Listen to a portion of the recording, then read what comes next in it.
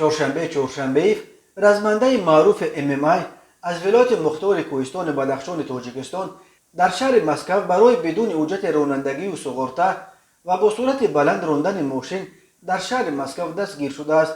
خدمات مطبوعات گبدده مسکو روز 3 دکامبر خبر داد که ورزشگر 26 ساله زاده تاجیکستان هنگام حرکت در نقب لیفورت و قاعده های حرکت در راه را دغلانه ویران کرده این لحظه را ثبت و در شبکه‌های اجتماعی نشر کرده است.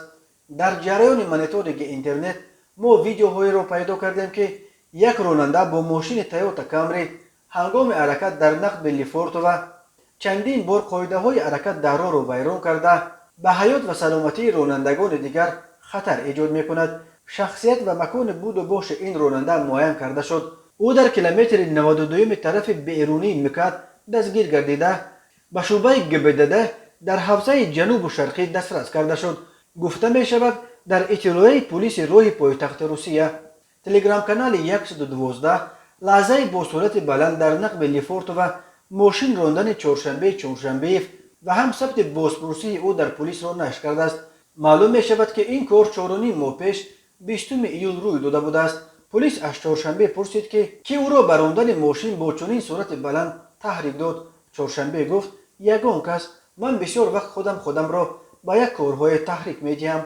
بنا به اطلاع رسمی ماشین چهارشنبه را در توقفگاه جریموی محکم کرده خودش را برای نداشتن سوغورتای اساگا و بدون اجرت رانندگی راندن ماشین به جوابگری مأموری کشانیدند.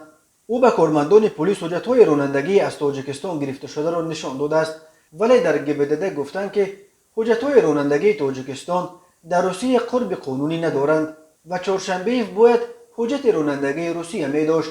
چهارشنبه در ساحه ورزش MMA با نام اورج معروف است و مخلصانش او را گرگ پامیر لقب دادند. محمد هیبتی معروف با لقب ایرانی داغستان ماه فوریه سال روان نقل کرده بود که در پی یک مناقشه با چهارشنبه او از یک پاره گوشش محروم شد.